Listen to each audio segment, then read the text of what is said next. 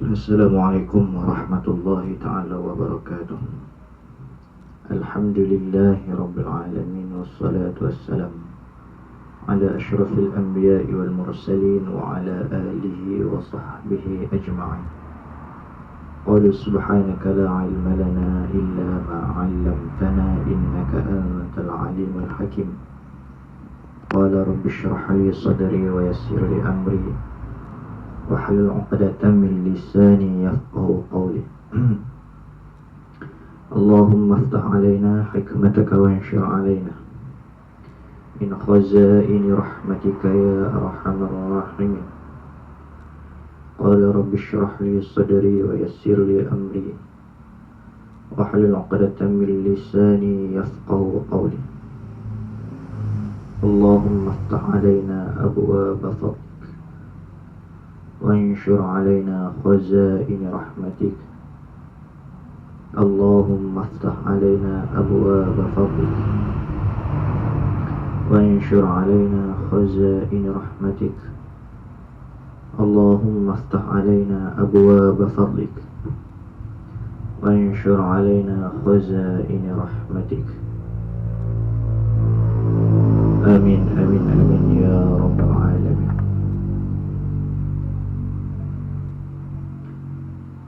Mari sama-sama sebelum kita memulakan pengajian kita pada pagi ini, sama-sama kita memulakan dengan bacaan Ummul Kitab Al-Fatihah, di samping kita menghadiahkan kepada pengarang kita Al-Fatihah. A'udzu billahi minasyaitonir rajim. Bismillahirrahmanirrahim. Alhamdulillahi rabbil alamin. Ar-Rahmanir-Rahim. Maliki yaumiddin. Iyyaka na'budu wa iyyaka nasta'in. Ihdinas siratal mustaqim. Siratal ladzina an'amta 'alaihim ghairil maghdubi 'alaihim waladdallin.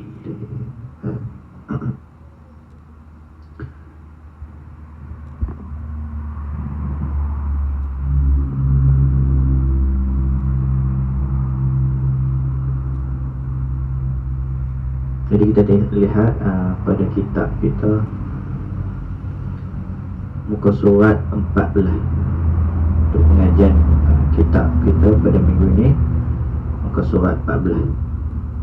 Bagi yang sedang mengikuti pengajian kita sekarang, kita mohon untuk maklumkan jika suara kita tidak jelas ataupun siaran kita tersangkut-sangkut, sila maklum.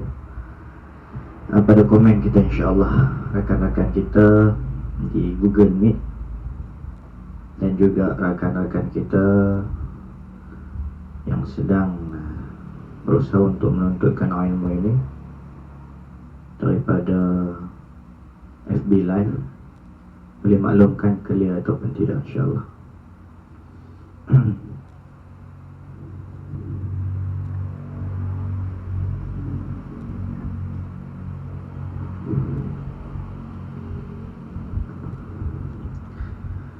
Fasal yang keempat, kata Tuan Musannif Syekh Abdul Qadir Al-Mandili, kan Syekh Abdul Qadir Jilani.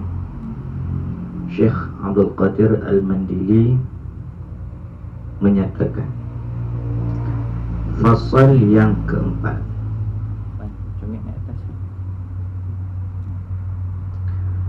fasal yang keempat pada menyatakan, pada terangkan, pada nak menjelaskan tentang perut. Jangan kita, Allah Subhanahu wa ta'ala menganugerahkan kepada kita perut, tetapi hal keadaan kita tak tahu fungsi dia. Jangan kerana Allah Ta'ala memberikan kita tangan sedang kita tidak mengetahui fungsinya. Jangan juga kerana Allah memberikan kepada kita mata, telinga, mulut, hal keadaan kita tidak mengetahui fungsi-fungsi dia. Sebab itu pada huraian-huraian yang terdahulu kita memetik kata-kata para guru kita, bagaimana menyatakan bahawa seandainya kita tidak tahu menghargai, nescaya perkara yang kita lakukan tersebut menjadi huduh, menjadi tak sepatutnya. Misal, kita beli baju kita mahal-mahal, mahal baju kita, macam-macam cap tu ada, krokodil, macam-macam lagi lah, jenama-jenama yang hebat-hebat, yang mahal-mahal. Akhir sekali jenama yang hebat-hebat, yang mahal-mahal tu kita buat basahan mandi. Nak mandi, kita pakai pakaian tu buat mandi. Tak kena. Sebab apa? Pakaian mahal. Kenapa kita buat guna mandi je? Ataupun kita buat guna pergi berkebun. Abang guna untuk gotong royong. Ni nak gotong royong kau pakai baju ni. Beli mahal baju ni. Orang tak reti kemanfaatan, tak reti dia punya nilai. Kita nak nilai tubuh badan kita ni, kita nak letak pada tempat dia, maka kita melihatlah daripada ilmu tinggalan ulama ni. Nak terang kat kita ni macam mana. Maka sebab itu, jangan kita tersasar atau tersalah letak tempat pada anggota-anggota yang Allah berikan kepada kita. Betul? Lalulah kata Tuan Musannif, fasal yang keempat pada menyatakan, pada nak terangkan, pada nak menjelaskan perut. Ketahui olehmu bahawasanya Allah Ta'ala menjadikan ia perut, menjadikan ia Allah Ta'ala bagi engkau akan perut. Menjadikan ia tadi Allah, dhamir di situ, jangan salah letak. Menjadikan ia Allah akan bagi engkau akan perut. Sebab apa? Kerana apa? Kerana beberapa faedah, beberapa manfaat.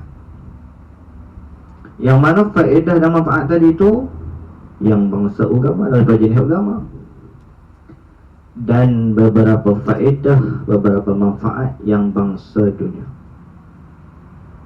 Betul tak? Betul. Itu ah. Kita ambil kita. Cepat cabut kita.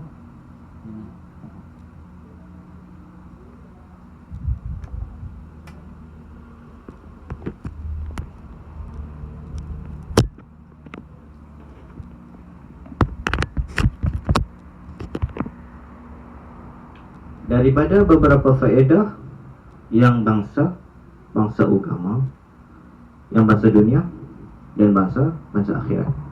Dua kategori, jenis dunia dan jenis akhirat manfaat dia.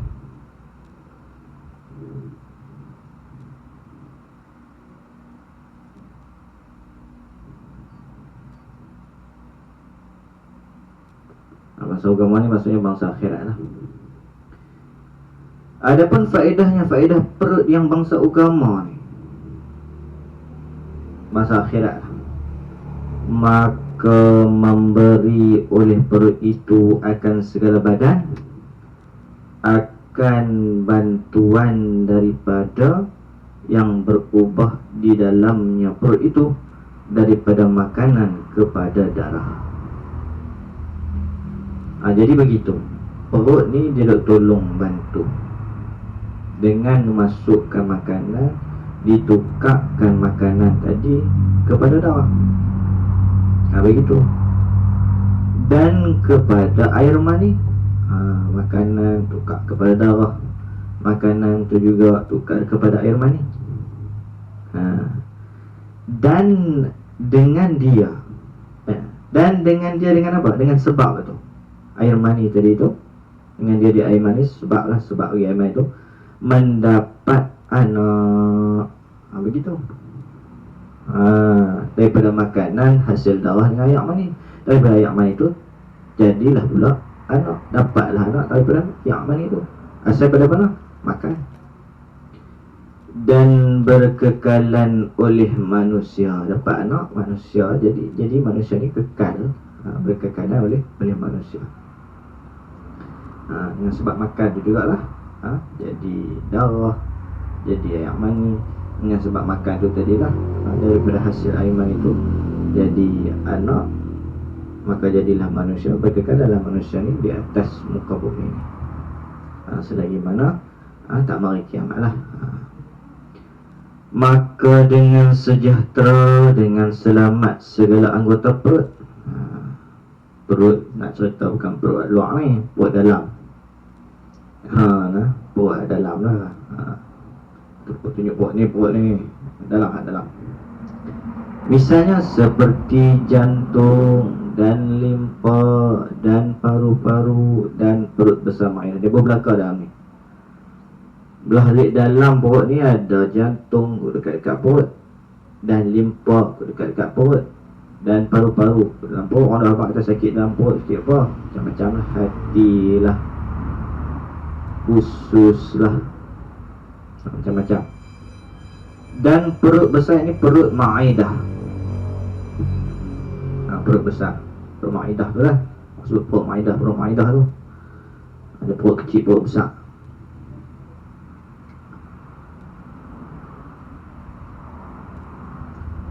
Sejahtera yang tinggal daripada segala badan, sejahteralah yang tinggal daripada segala badan, daripada segala penyakit, yang menegah daripada menunaikan segala ibadah dengan sempurna. Jadi maka sejahteralah.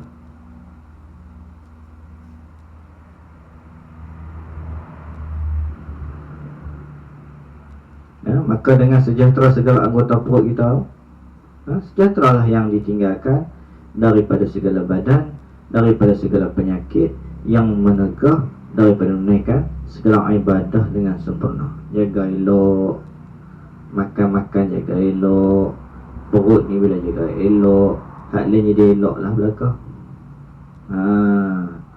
Dia kita duk bicara bab anggota zahir, tak masuk kepada anggota batin lagi. Di belah dalam ni, yang ni lah daripada hati. Tapi nak cerita bab mai kepada kita ni, bahawa anggota zahir pun ada hubung kait juga dengan dalam. Jangan kadang-kadang kita duk bersedap dengan perkataan luar tak apa sangat, hak dalam ni Allah pandang. Dah, belakang, luar dalam Allah pandang belakang.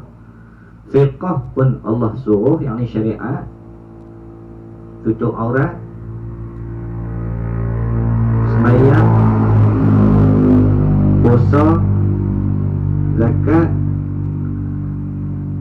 cakap ketahuan dengan lidah kita, hati, hasad, riak, takabur, ni semua Allah suruh. Mana ada main separuh-separuh. Kita nak terima ajaran Allah separuh-separuh, tak boleh, kena terima belakang. Jangan kita duk pandai-pandai kerat separuh-separuh tu, tak kena. Tak kena dengan cara. Sebab itu kita bagi betul dan bagi elok dengan cara jawabat kita ni selama ni tak betul tu.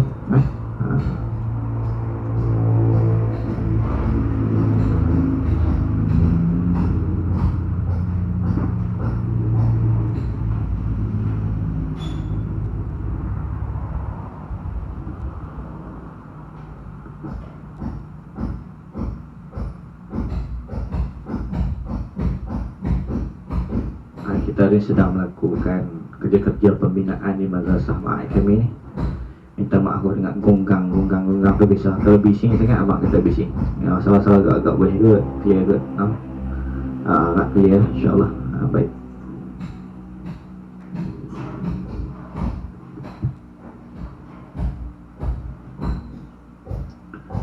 Kemudian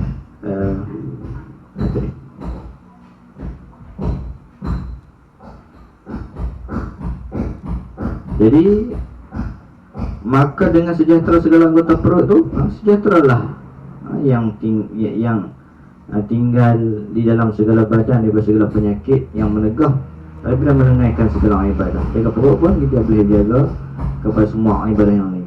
Makan ikut dan, kalau kata makan kita tengok kepada suluh kepada tak haram lah. Contoh kita tak suluh kepada yang haram pun, kita makan ikut dan. Kalau tak kenal dengan cara, boleh sakit perut, nak semayang pun tak boleh, syirik dan sebagainya, gastrik.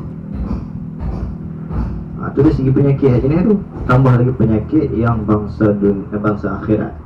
Mana makan yang tak elok, benda-benda haram, membawa makan yang tak elok kepada benda-benda syubhah, membawa kepada solat kita jadi tak khusyuk, membawa kepada amal ibadah kita tidak diterima Allah, asbab daripada kita makan benda yang haram, kita pakai pakaian yang haram. Tu memang Allah telah tulis kita ni semayang lah, tapi tak ada pahala pun pada semayang tu. Kita kena hukum secara berasingan sebab semayang dalam keadaan pakai pakaian yang haram. Baju Melayu ambil mana? Curi itu masa had daripada dia banyak-banyak malam raya tu ambil pun dalam beg. Ni kopiah ni tengok ada depan tinggal di surau ke masjid wakaf, aku ambil macam tu. Wakaf bukan untuk ambil pakai awak balik, pakai di situ. Dia pelekat daripada tak tu, tengok tak ada orang pakai, aku ambil. Mana boleh. Kena tanya pada orang yang telah diberi amanah untuk jaga wakaf tu. Macam tu. Kita kena jaga benda elok. Benda-benda ni kadang kita buat temeh sangat, benda-benda wakaf dan sebagainya.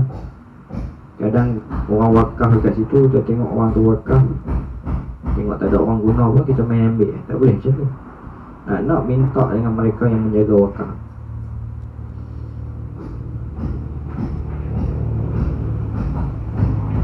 Tu pun tengok juga, kalau kata niat tu memang orang tu untuk situ, tak boleh juga jawatan kuasa tu pun. Contohnya, kadang-kadang orang alim ulama dia jaga sangat buat benda-benda wakaf, barang daripada masjid nak diturun taraf jadi surau, tak boleh. Tak boleh.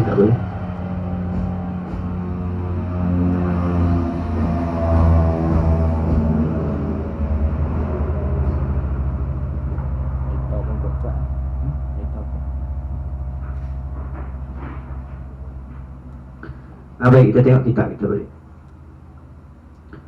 Jadi dan ada pun faedahnya, faedah manfaat perut ni yang bangsa dunia apa pula?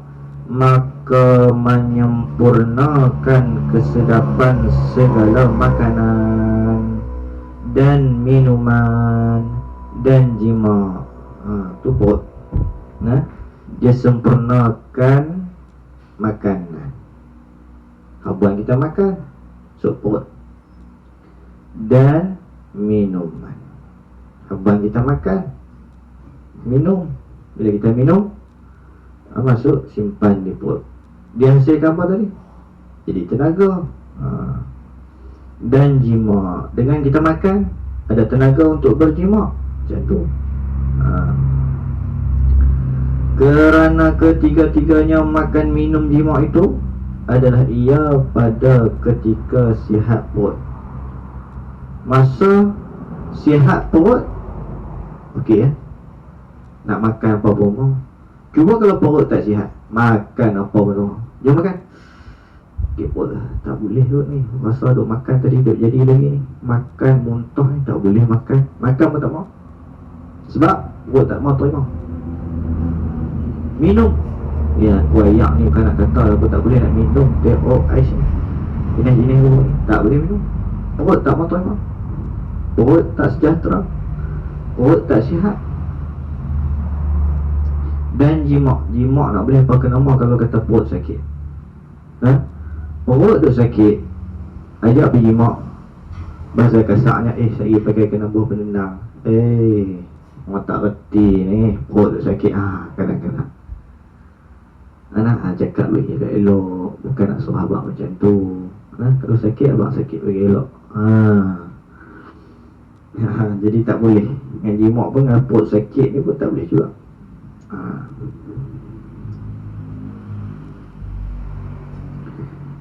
Habis. Dan bermula mensyukurkan nikmat perut ini, memeliharanya, menjaganya perut daripada makanan yang haram dan yang syubhat. Tu cara nak syukur bagi perut. Dan kita dah beritahu dah sebelum-sebelum. Syukur tu apa dia? Menggunakan semua nikmat yang Allah telah berikan kepada kita, kita kembalikan semula kepada Allah. Bagi balik dekat Allah. Itu syukur. Bukan sekadar syukur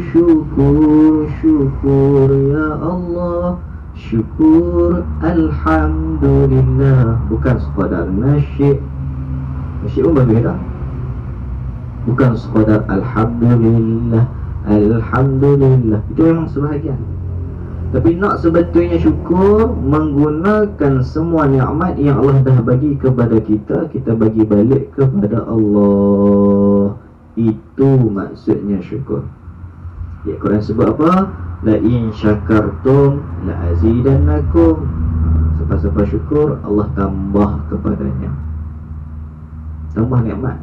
Dia syukur kan? Nikmat Allah bagi kepada kita apa? Nikmat mata, telinga, kaki. Maka kita syukur. Syukur buat macam mana? Guna pada yang Allah izin. Itulah syukur. Itu maksud syukur. Maka Allah akan tambah nikmat. Kadang-kadang kita tengok, tua-tua dah, mata duk tahan lagi no. Mata dia, kadang kita tengok tuk-tuk guru lah kebanyakan. Mata tua dah boleh tengok. Kadang-kadang orang-orang soleh, mata tua tak pakai spek. Allah bagi ya. Tak banyak lah. Tak banyak. Tu.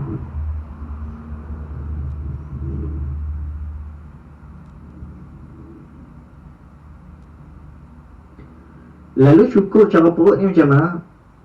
Bermula mensyukurkan nikmat perut ini, memeliharanya, menjaganya daripada makanan yang haram dan syubhah. Itu cara kita nak syukur bagi perut. Jangan makan benda-benda yang haram. Jangan makan perkara-perkara benda-benda yang syubhah. Tu. Artinya arti syubhah yang tiada diyakinkan akan halal.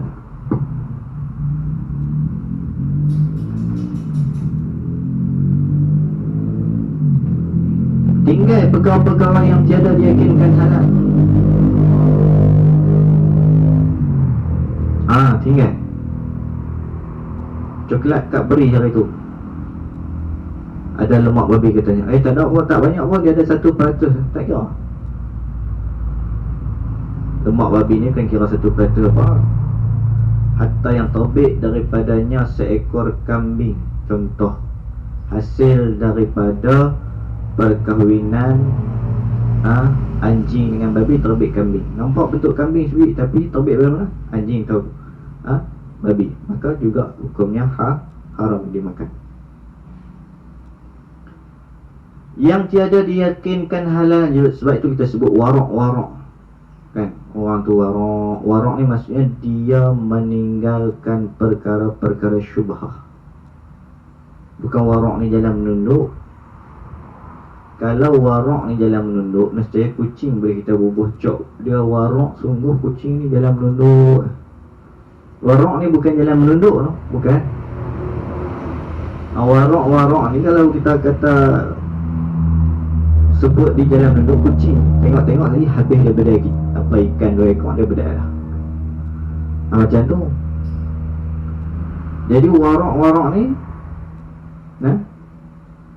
meninggalkan perkara yang syubhah. Kita ni boleh baca je lah kitab ni no.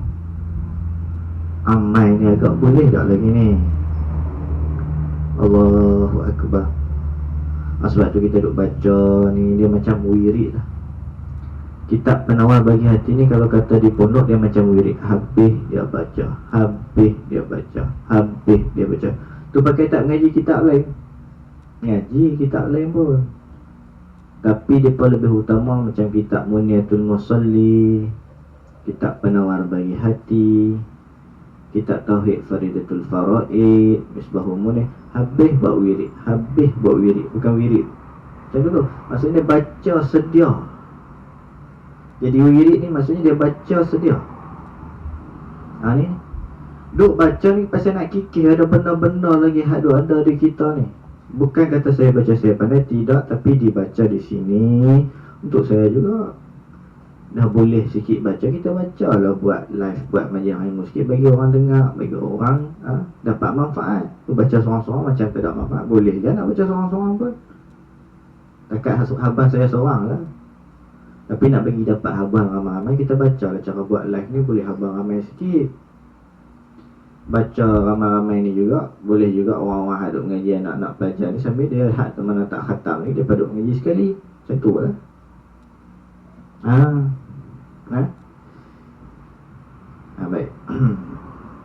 Jadi begitu. Mic ni pun nak kena beli jenis kepala. Pakai jenis ni susah nak pegang.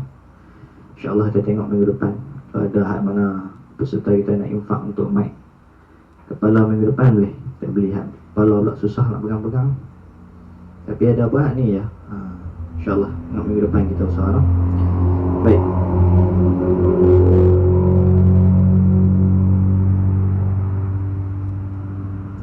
Dan bermula mensyukurkan nikmat perut itu.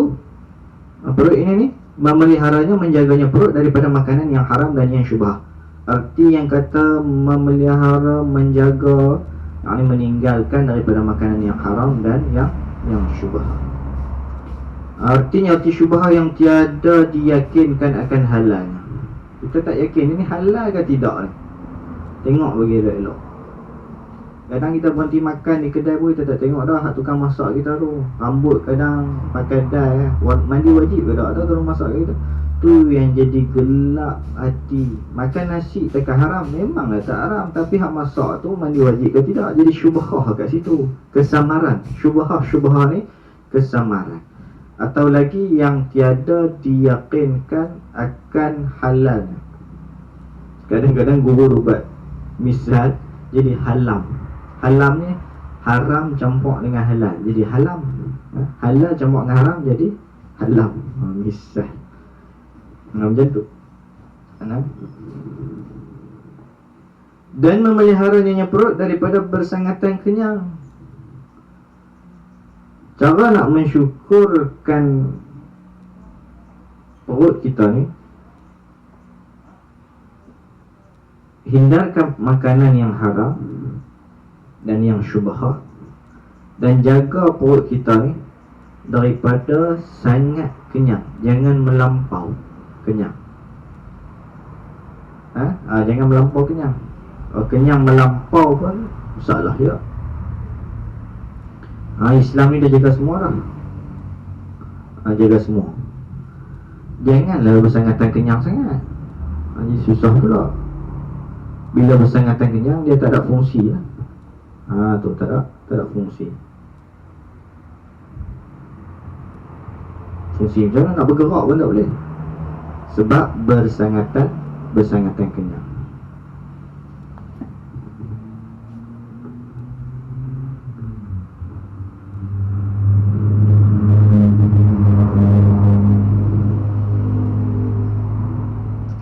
Maka hendaklah bersungguh-sungguh engkau memelihara perut itu. Jaga perut daripada yang haram dan yang syubhah, daripada makan makanan yang haram dan yang syubhah, yang kesamaran, yang tak tahu macam mana dia punya mari. Kadang makanan kita kena tengok bagi elok-elok syubhah ataupun tidak lah. Kadang kita duk cari kerja halal je, job halal. Tu sekarang kita duk bunyi juga, bising juga. Tang nega mereka nak buah jawi, tang suruh baca jawi mereka tak mahu kan.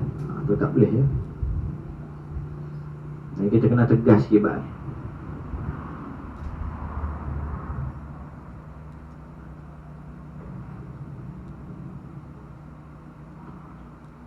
Maka hendaklah bersungguh-sungguh engkau memelihara perut itu daripada yang haram, daripada makan makanan yang haram, dan yang syubhah, daripada makanan yang syubhah, yang kesamaran, yang tiada diyakinkan halal yang.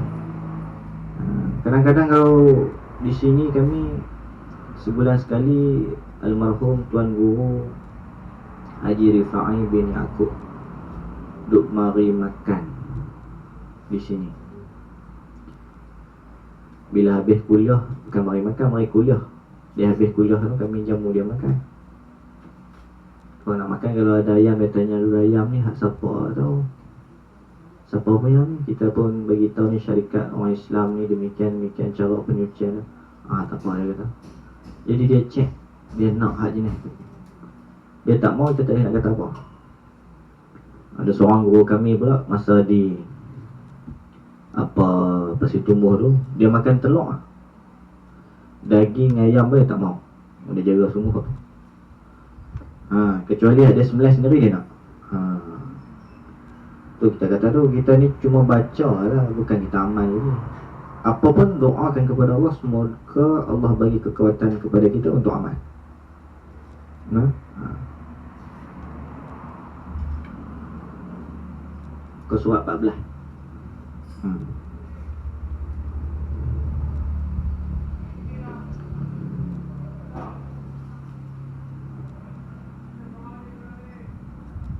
Jadi maka hendaklah bersungguh-sungguh engkau memelihara perut itu daripada makan makanan yang haram dan makan makanan yang syubhat. Sebab apa?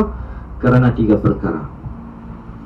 Pertama kerana takut daripada siksa api neraka. Pertama tu. Sebab kita ni kena takut dengan siksa api neraka. Telah berfirman Allah Subhanahu wa taala, innal ladzina ya'kuluna amwalal yatama zulman innama ya'kuluna fi butunihim nara wa sayaslawna sa'ira.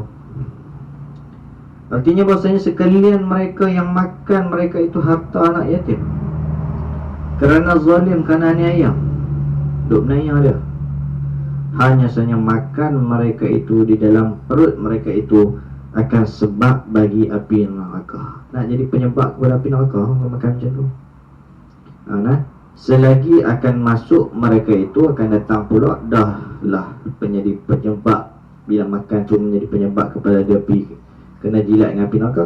Selagi akan masuk mereka itu ke dalam api neraka yang bernyala-nyala. Sifat api neraka tu pula bila mana mereka nak masuk nanti ni, dalam hal keadaan api neraka tu bernyala-nyala. Begitu.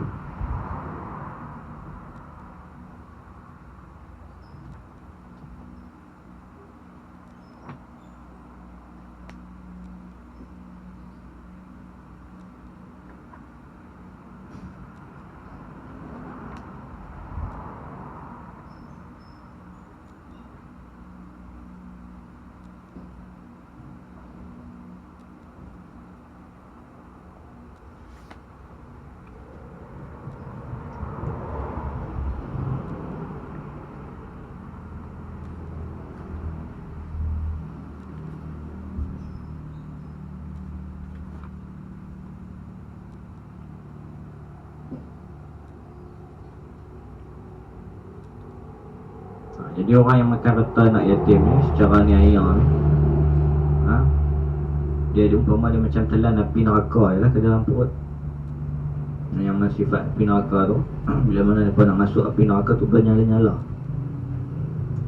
Ada standby tunggu kita. Kita kena hati-hati lah dalam perkara anak yatim. Kadang kita belah anak yatim. Saya ingat lagi almarhum Tuan Guru, almarhum pula ayahanda Tuan Guru Haji Abdul Wahab Hassan ataupun dipanggil dengan Ustaz Wang Lanai. Dia sebut anak-anak yatim ni kita tak sah duk kelut nak belah lah. Bukan pasal larang, pasal kita nak jaga dalam bab ni. Kalau betul nak jaga, belah atas nama fakir miskin apa tubuh anak yatim, supaya orang main bagi lagi, orang infak apa lagi, duit tu dah jadi duit untuk fakir miskin, tak jadi duit anak yatim. Sebab harta anak yatim ni nak kena jaga. Harta anak yatim nak kena jaga bagi elok. 1 sen kita makan cari pasal telan macam telan api neraka. Sebab itu kita nak jaga dia, kita nak bela dia dengan atas sebab nak cari jalan nak untung. Kadang bela anak yatim ni fikir nak meniaga, fikir nak untung. Bela mereka ni sekali macam-macam lah, hak ni orang main bagi sumbangan, kita boleh duk makan sekali. Bukan macam tu niat dah. Bela mereka ni dengan niat ikhlas sungguh-sungguh. Lepas tu tak boleh ambil apa-apa lah.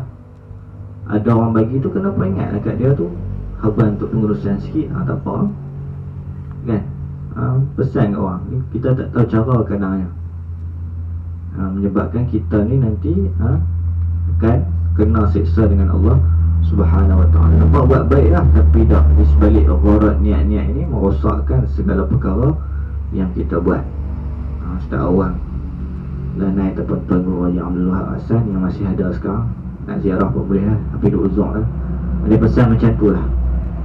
Bela atas nama anak yatim tak apa lah, bela atas nama fakir miskin tak apa.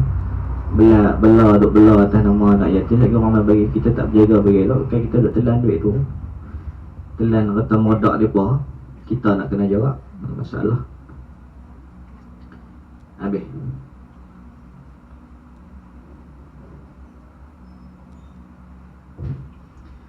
Dan sabda Nabi sallallahu alaihi wasallam, Nabi bersabda, la yadkhulul jannata lahmun nabata min haramin. Artinya arti hadis yang kita baca tak sah. Hadis ni diriwayatkan oleh Imam Ahmad, Imam Ad-Darimi dan Al-Baihaqi di dalam Syu'ab Al-Iman.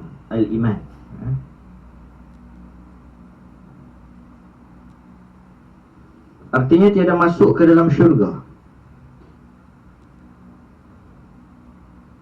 Tiada masuk ke dalam syurga ni maksud awal-awal tak boleh masuk, akhir boleh juga lah. Boleh juga masuk last sekali.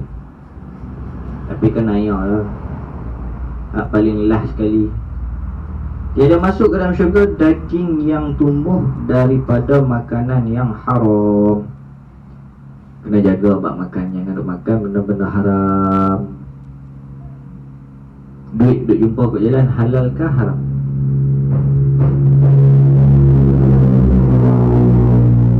Oh, rezeki dapat aku jumpa RM50 tepi jalan, rezeki turun dari langit kah? Duit turun daripada langit kah? Bukan turun daripada langit. Orang jatuh dah tu. Kena tu pergi buat announcement, pengumuman, cari siapa dia hilang duit. Dia adalah kaedah-kaedah sebut dalam kitab fiqh tu macam mana nak buat barang hilang.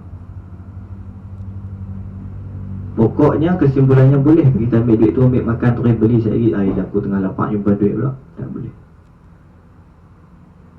Kisah ayah kepada Syekh Abdul Qadir Jilani. Ayah dah sampai yang boleh jadi Syekh Abdul Qadir Jilani ketua kepada para wali tu macam mana? Sebab pak dia makan apple mula-mula. Makan apple, habis tokak lah setengah-setengah, baru teringat Allah. Dia masa tu duduk berehat tepi sungai, nampak buah apple lu sedap juga, ambil buah apple makan, terlupa tadi. Habis tak ada habis makan, teringat, aku ambil di mana buah ni? Main dari mana? Hak siapa ni? Ni ambil atas jalan tak sebenar ni. Padahal buah mengalir di sungai pun hantar ambil lah, luruh dah. Kau cara fiqah yang boleh lah, buah yang pokok dahannya melebihi daripada pagak masuk dalam pagak kita. Kita dengan jiran sebelah-sebelah, pokok dia duduk tepi pagak dia, dahan Julai makan kita dah. Buah pelam apple tu dia, kita tengok meleleh. Jangan duk fikir biar dia luruh boleh ambil lah. Kalau segi fiqah, dari segi tasawuf tak boleh. Macam hal jadi kita tengah cerita ni, dia pergi cari tang mana ni, akhirnya jumpalah kebun apple. Bila jumpa kebun apple, jumpalah tuan kebun. Assalamualaikum, saya nak minta maaf, nak minta izin, tadi saya dah makan dah buah apple. Pemilik kebun, tuan kebun tu kata, tak boleh, hang dah makan buah aku tanpa minta izin, hang kena khidmat ni 10 tahun kena khidmat di sini. Allah. Kalau kita buah apple sebiji pun, ikutlah, nak ambil, tak mau ambil sudah, nak ambil dia ni. Kan, kalau kita lah, kita tak apalah, dia kata saya nak khidmat ni 10 tahun. Sebab semata-mata nak menghalalkan buah apple hak dia makan tadi sebiji tu ya. Kita macam-macam, hak kawan, hak jiran, hak adik-beradik, kelai riuh rendah habis. Kadang-kadang batu masuk perenggan orang, kelai riuh rendah. Tu ambil atas jalan tak sebenar, makan kena bergemak kira sama bab makan. Lepas tu 10 tahun habislah. Ayah Syekh Abdul Qadir Al-Jilani ni kata kat pemilik kebun tadi, tuan, saya dah cukup 10 ton khidmat, ngam-ngam elok dah. Saya nak minta diri lah, selesai. Mudah-mudahan halal lah buah apple ni yang saya makan 10 tahun lepas. Tuan pemilik kebun tu kata, tak halal juga, hang kena buat satu lagi. Loh, kata 10 tahun ya. Hang kena selesai ni. Apa dia? Hang kena kahwin dengan anak aku. Pula dah.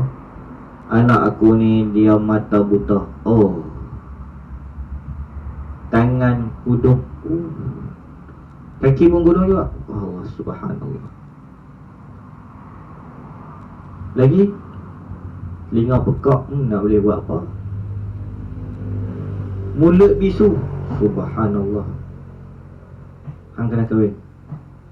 Allahu Akbar. Tak sat teruk dah. Hak 10 tahun nak tunggu teruk. Kita ngaji 3 tahun pun tak larat lah. Ni khidmat sampai 10 tahun semata-mata nak bagi halal buah apple.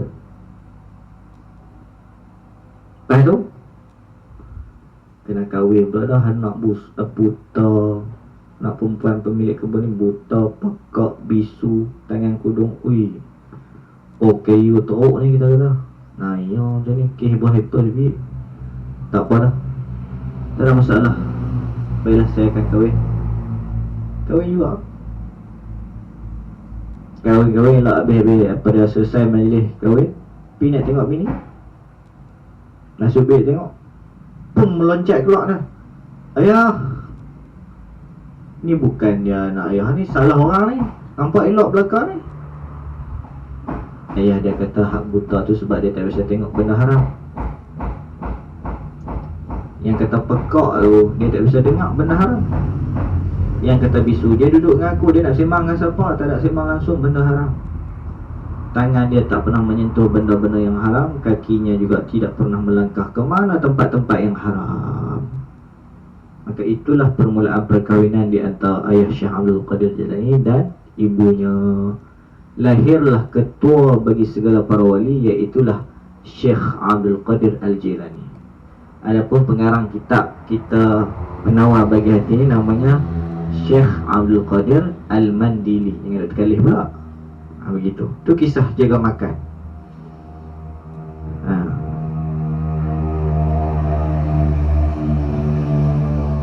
Jadi setiap yang tumbuh daripada makanan yang haram,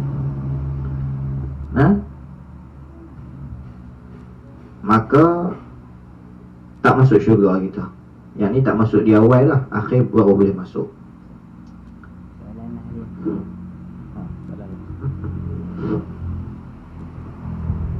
Dan sabda Nabi sallallahu alaihi wasallam, kullu lahmin nabata min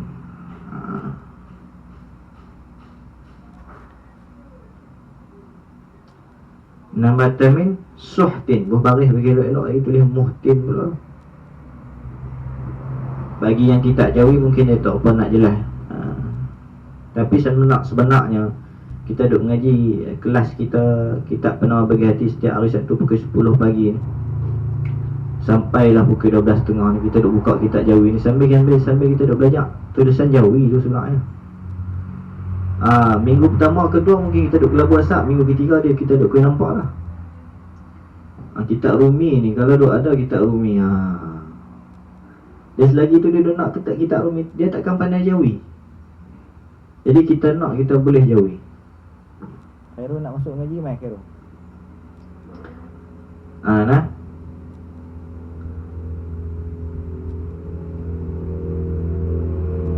Kita kena bagi boleh jawi ni.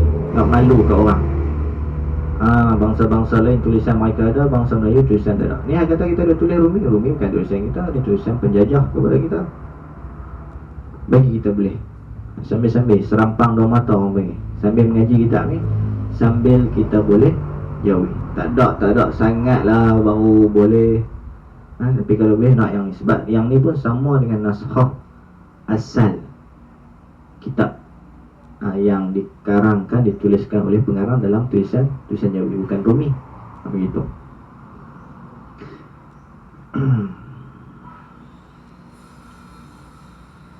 Jadi tulis bagi elok-elok baris tadi. Dan sabda Nabi sallallahu alaihi wasallam, kullu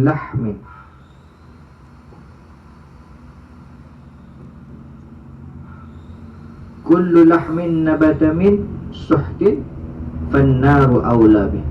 Artinya, arti hadis tadi yang kita baca tadi ni, tiap-tiap daging yang tumbuh daripada makanan yang haram, maka api neraka itu lebih utama dengan dia. Tiap-tiap daripada daging yang tumbuh daripada makanan yang haram, maka api neraka itu lebih utama dengan dia. Kena jaga. Sebab tu kita takut makan makanan yang haram ni. Daripada yang haram ni kita ambil daripada yang bukan jalan sebenar. Curi. Tu macam mana pula musim PKP ni. Mereka tak ada duit, terpaksa sangat lah, berurah, terpaksa mencuri juga untuk bagi susu anak dan sebagainya. Kita masih ada tempat-tempat aduan. Kalau tempat-tempat aduan ni pun duk buat masalah juga. Mungkin bermasalah ke, boleh mengadu. Kita ada saudara-saudari kita ngadu, minta. Minta. Kalau tak ada sangat lah, kalau ada tak sedap minta. Sebab orang yang meminta-minta ni di akhirat nanti diluruhkan isi mukanya. Untuk diri dia lah. Adapun untuk agama tak ada masalah. Untuk agama ni digalakkan lagi. Sebab Nabi sendiri pun suruh ketika mana nak buat Masjid Nabawi. Nabi umum, siapa-siapa nak buat Masjid Nabawi ni, mai. Siapa-siapa nak buat masjid, nak wakaf tanah dia, mai. Saya nak wakaf, orang mula-mula wakaf. Untuk agama tak apa, kena war-war. Kau dia orang tak tahu. Itu Nabi kita tu ikut cara Nabi ni. Umum, pengajian kita umum. Benda-benda apa nak buat umum. Seperti mana Nabi SAW umumkan. Tapi untuk diri sendiri, paling tak ada sangat, barulah kita buat minta-minta. Tapi kalaulah duk ada, ingat akhirat nanti si muka kita lu sebab kita meminta-minta tu. Tak ada sangat pun, tak apa berhajat sangat. Baik, ni duk ada banyak lagi duk minta-minta juga, tak boleh. Biar ayak mesti. Minggu depan kena spare ayak. Besok suang tu suang. Jangan panas. Okey, baik. Kemudian mana tadi?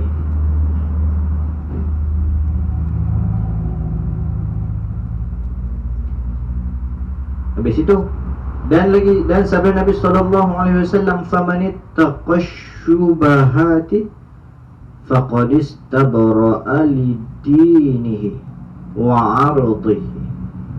Hadis Nabi. Bagi bahagian famanittaqa asyubahati faqad istabra'a lidinihi wa 'ardihi.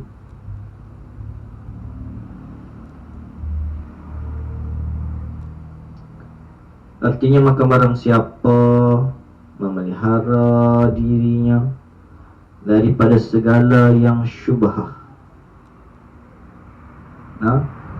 Siapa-siapa yang jaga diri dia daripada segala yang syubhah, yang kesamaran lah, di antara halal dan haram, yang kesamaran, yang tiada diyakinkan halalnya. Siapa-siapa hak jauhkan, yang jaga dia daripada perkara syubhat tu, maka sungguhnya telah menuntut bersih ia akan agamanya dan dirinya. Sebenarnya dia telah menuntut akan bersih kepada diri dia, dan untuk agama dia, dia bersih. Sebab itu orang soleh ni bukan sekadar dia jaga haram, halal, perkara halal pun jaga. Jaga benda-benda halal. Kadangnya kita tengok benda-benda yang kita tengok dia ada cap halal, tapi dia tengok lain macam, ada tulisan lain ni, dia tak mau. Saya tak apa nak yakin. Padahal benda tu halal. Dia jaga. Macam kisah buah apple tadi. Kalau kira-kira dari segi hukum halal lah, tapi dia nak jaga lagi warak. Warak apa? Dia menjauhi perkara-perkara yang syubhah. Bukan warak tu jalan menunduk macam kita abang tak sat ni. Kalau warak tu jalan menunduk, nescaya kita bagi gelaran tu kat kucing-kucing jalan menunduk. Orang panggil malu-malu kucing. Sekejap lagi kita tak dia perdiahkan kita habis 2-3 ekor. Bukan tu maksud warak no? Faham tak? Faham tak? Habis.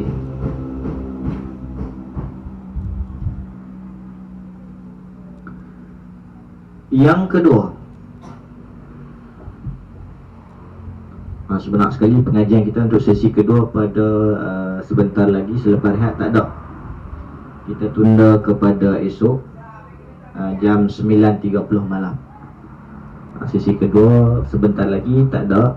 Kita tunda kepada malam esok jam 9.30 malam, InsyaAllah sampai jam 10.30 malam. Itu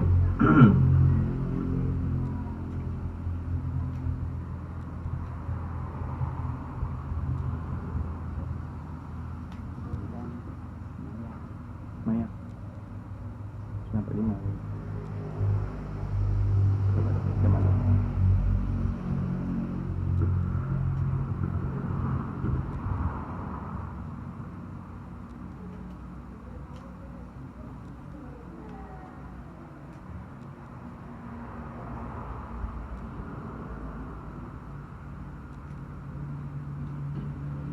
Yang kedua bahawasanya yang makan akan makanan yang haram. Yang kedua daripada yang mana?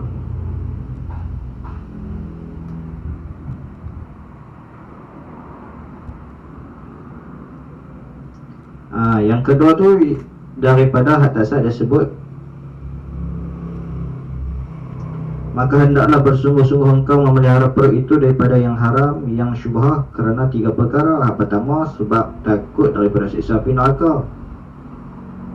Dan sabit-sabit daripada ayat Quran dengan hadis yang kita tak sah. Yang kedua pula, bahawasanya yang makan akan makanan yang haram dan syubhah itu hendaklah kita sungguh-sungguh jaga dia. Sebab apa? Sebab dia nanti bila mana kita makan makanan yang haram dan yang syubhah ni, tiada memberi petunjuk akan dia, akan orang yang makan makanan yang haram ataupun syubhah tadi kepada ibadah.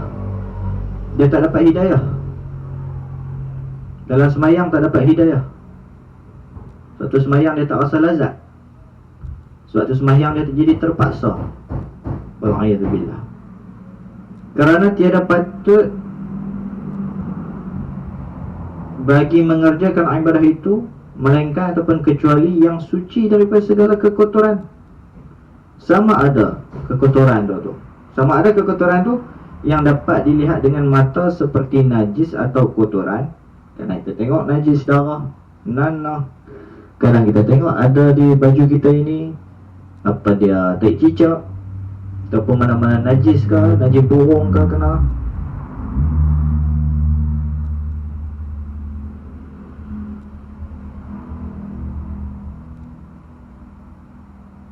Sama ada yang dapat dilihat dengan mata seperti najis atau kotoran yang tiada dapat dilihat. Tak dapat dilihat lah pula macam mana? Hadas kecil dan hadas besar. Masuk ke kotoran yang tak dapat dilihat. Dan makan yang haram dan yang syubhah, itu pun masuk juga. Berhadas, itu kita sedang berada dalam kotor. Makan yang haram dalam kotor menjadi darah daging kita. Makan yang syubhah jadi kotor kita. Main telannya, jumpa duit jumpa. Kadangnya syubhah, terkadangnya haram. Syubhah tak tahu kesemparan, tak tahu di antara halal dengan haram. Sebab tu kita kena jaga dan hati-hati. Yang ketiga pula bahawasanya yang makan akan makanan yang haram dan yang syubhah itu ditegah akan dia akan yang makan tu daripada mengerjakan kebajikan. Jadi berat nak melakukan kebajikan, nak buat baik jadi berat. Sebab makan benda haram. Itu jadi berat. Dan jika mengerjakan ia, yang ini dia makan lah, akan dia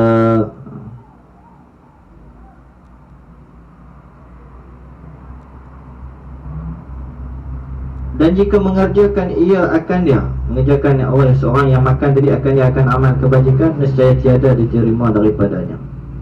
Buat pi apa amal Allah tak terima. Nah, contoh sembahyang tu Allah tak terima. Allah tak terima amal sembahyangnya tu, tapi Allah kira lah dia dah buat lah. Maksudnya dia buat amal tu tak ada pahala lah. Sudah tanya mana amal aku sembahyang baru. Sembahyang tang hal sembahyang tu tak kena siksa lah, tapi tak ada langsung pahala yang dinilai daripada sembahyang. Tak ada. Sebab makan benda haram. Sah sembahyang dah, tapi tak ada pun dalam catatan kata dapat pahala daripada sembahyang. Dia tak ada. Dan tiada ada baginya melainkan penat jua. Tak ada apa-apa. Dapat apa? Dapat penat semata-mata. Itu nak kena jaga bagi hati-hati lah. Jaga bagi hati-hati. Dapat penat semata ya. Habis. Dan sabda Nabi SAW ni kita sambung pada malam esok jam 9.30 malam. Kita akan maklum lah insyaAllah pada malam besok. Tapi ikut lirah tu lah 9.30 ke ataupun lebih sikit 9.45 lah insyaAllah pada malam besok insyaAllah. Jadi kita peringat lah bahawa sekali lagi tak ada kelas sebab saya ada hal yang tak dapat dielakkan, maka kita tunda kepada malam esok jam 9.30 malam. Itu saja. Wallahu subhanahu wa ta'ala a'lam. Ada soalan?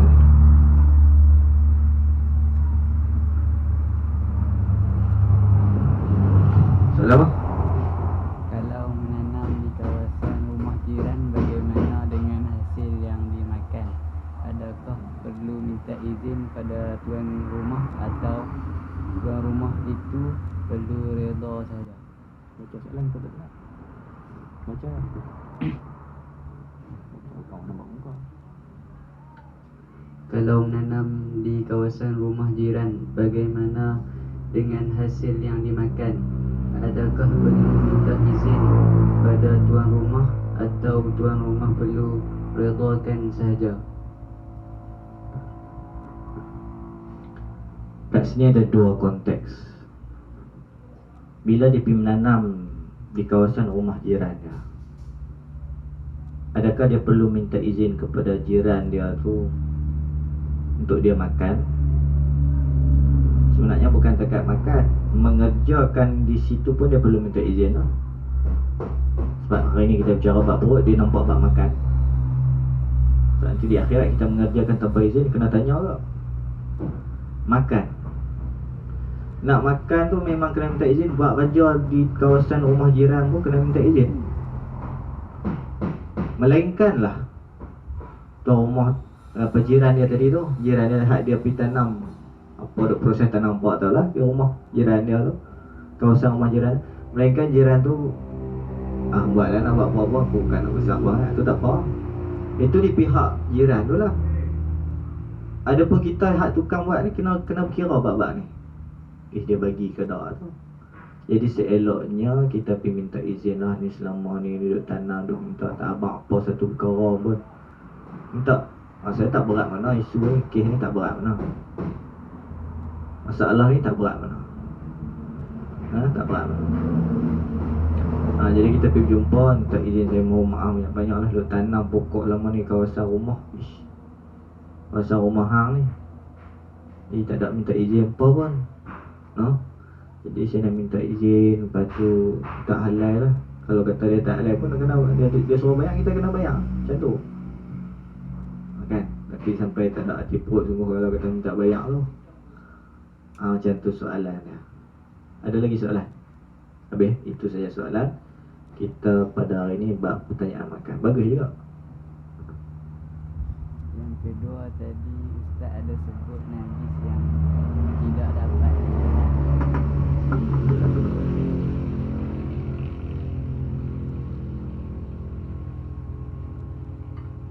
Yang kedua tadi Ustaz ada sebut najis yang tidak dapat dilihat seperti hadas kecil dan hadas besar. Maksud dia boleh tak makan dalam keadaan berhadas besar dan macam mana? Bab makan tertumpu kepada makan. Boleh tak kita makan dalam keadaan berhadas besar? Hadas kecil tak apa, hadas besar hukumnya makruh. Dan sebahagian daripada perkara sebab menyebabkan kalau kata kita makan dalam keadaan berhadas besar membawa kepada papa fakir, duk tak cukup duit, duk berasa tak cukup. Ada benda-benda yang kita buat, di antaranya kita makan dalam keadaan masih berjunub lagi, masih berhadas besar lagi. Itu hak boleh kita jawab lah. Hak boleh saya jawab, hak tak boleh jawab kita tak jawab, kita tangguh. Habis ada lagi?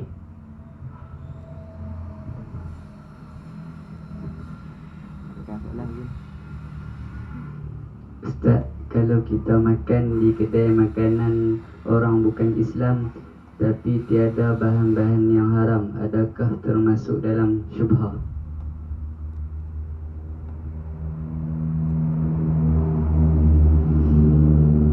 Ia masuk dalam perkara-perkara yang syubhah, yang kesamaran, yang tiada diyakinkan halalnya.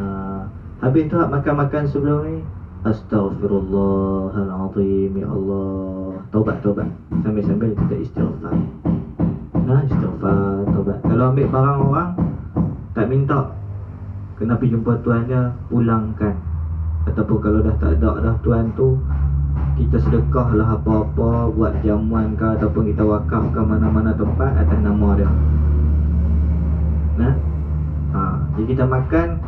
Kadang-kadang saya tengok juga orang duduk makan apa dia, boba seafood teng ke apa tu. Oh, hak seafood teng, hak masak tu orang Cina bahasanya. Kalau Cina Muslim tak apa, Cina Islam. Bukan pasal rasis, pasal hukum. Nah, bukan nak cerita rasis ini, pasal hukum. Akhir tu kita semayang berasa berat, nak buat amal ibadah berasa berat, nak baca Quran tu satu ayat sehari pun berasa berat. Akhir makan tu, nak selawat sehari ni bulan Maulid ni, nak selawat sehari pun Allah. Tak tahu sebab makan tu punca makan. Nak kena jaga juga buat makan ni. Akhir zaman lagi susah kita nak jaga makan. Sebab tu kita cerita tadi, tok guru kita pun bila nak makan tengok ayam ni, ayam apa, dia tanya kita. Bukan dia tanya, dia nak ajak kita tu. Para alim ulama ni kadangnya bukan semasa dia buka mulut mengajak je kita dapat ilmu. Kadang-kadang masa dia bertindak tanduk, dia pergerakan dia pun kita dah dapat ilmu dah. Tu nak abang kata ulama tu. Macam kami yang tak ada ilmu ni, masa kita mengajak pun nampak ada ilmu. Masa bercakap, sembang makan, tak ada ilmu. Lepas tu kita kata saya bukan pandai. Kita baca had tok-tok guru kita, para alim ulama kita karang, mereka pandai lebih daripada kita. Bila tak pandai lebih baca apa? Baca hak mula mengaji ya, tak mengaji dulu tak baca ke, tak erti ke. Macam tu lah. Tak erti tak mahu guna apa. Esok nak kena berjawab dengan Allah Subhanahu Wa Ta'ala. Jadi fahamlah bahawa makan, kadang-kadang kita tengoklah beli makan jeruk, buah ya kan kena sembelih pun. Daripada makan, daripada orang-orang yang jual di tepi-tepi jalan. Atau ada pun kita beli makanan yang di pasaraya kita yang tulis Cina, tulis tulisan Cina gitu. Kita tengok ada halal, gagah lagi ada halal. Hak tolong tanggung tu pihak yang telah bagi sijil halal, mereka tanggung. Tu dari segi fiqah yang kita abang tak sah. Ataupun dari segi tasawuf, ada pun dari segi tasawuf, maka elok warung tinggal. Macam tu pula. Nak elok kata apa? Macam tu. Segi hukum fiqah selesai kita. Macam makanan daripada orang bukan Islam buat tadi, kita tengok depan-depan mata kita. Adapun bungkusan-bungkusan di supermarket kita tak tengok dia buat macam mana. niat kita pergi depan-depan kedai, memang sah kedai tu bukan Islam, duk mungkin makan kat kita tengok bersih elok, ada cok halal yakin buat di luar, kita tengok depan mata, tak boleh macam tu. Nah, hukum dia jadi syubhah. Syubhah tu pula menghampiri betul-betul yang haram lagi lah. Memang nampak depan mata dah dia ni, kalau sama-sama kita pun, nah, sama-sama kita orang Islam, hak mai hidang makanan kita tengok, orang lelaki bagi salam kat kita elok, Assalamualaikum, tapi rambut color koko, oren, putih, merabuh, dan dia tak mani wajib, jadi syubhah. Dia tolong sedia makan kat kita, tolong bancuh ayak kat kita, Allahu Akbar. Nenek kena jaga hak ni yang menyebabkan hati kita keras. Bukan pasal kita memilih, bukan pasal kita keras, bukan pasal kita resist, bukan pasal kita syadid, bukan. Pasal nak jaga hati tu. Kita tak kuat, kita tak hebat, orang lain hebat, orang lain kuat, tak apa, lebih kat mereka. Kita tak kuat, kita cara kita macam tu, lebih, ada. Wallahualam, itu saja untuk pengajian kita pada pagi ini. Dan saya ada satu program sekejap lagi, maksudnya pengajian kita sekejap lagi tak ada, ditunda kepada malam esok jam 9.30 malam atau 9.45 malam lah, insyaAllah. Tengok kepada budak-budak ni, pelajar-pelajar ni, kalau dia bersemayang habis awal, okey. Kalau tidak, mereka dengan zikir mereka tu jadi agak mengganggu pengajian kita sikit lah. InsyaAllah 9.30 malam atau 9.45 malam pada malam esok, untuk sesi kedua yang sepatutnya berlangsung pada 11.30 lagi, insyaAllah lah. 11.30 lagi tak ada lah, cuti lah. Boleh nak makan kenduri ke apa ni, esok malam pukul 9.30 kita jumpa balik untuk habiskan bab perut kita, dan mungkin kita masuk sikit bab faraj. Tengoklah macam mana kalau dan esok lah. Itu saja. A'udzubillahi minasyaitonir rajim. Bismillahirrahmanirrahim. Alhamdulillahi rabbil alamin, wassalatu wassalamu ala asyrafil mursalin sayyidina maulana Muhammad wa ala alihi wa sahbihi ajma'in. Allahumma rabbana atina fid dunya hasanah wa fil akhirati hasanah wa qina adzabannar. رب اشفنا من كل داء وعافنا من البلاء. رب اشفنا من كل داء وعافنا من البلاء. رب اشفنا من كل داء وعافنا من البلاء. دعواهم فيها سبحانك اللهم وتحيتهم فيها سلام وآخر دعواهم الحمد لله رب العالمين. تقبل الله منكم. Yang mana yang belum menyertai grup pengajian daripada live Facebook, boleh PM untuk sertai grup WhatsApp kita yang terdapat berjumlah penyertaan ada lebih kurang 600 kot, 600 penyertaan lah. Tapi yang ikut mengaji ni mungkin sibuk, mungkin mereka kadang-kadang ikut melalui YouTube saja rakaman lah maksudnya. Itu mungkin. Tapi apa yang ada dengan kita 600 lebih, insyaAllah. Boleh PM kalau nak sertai grup tu untuk kita sebarkan info-info tentang pengajian, insyaAllah. Assalamualaikum warahmatullahi wabarakatuh.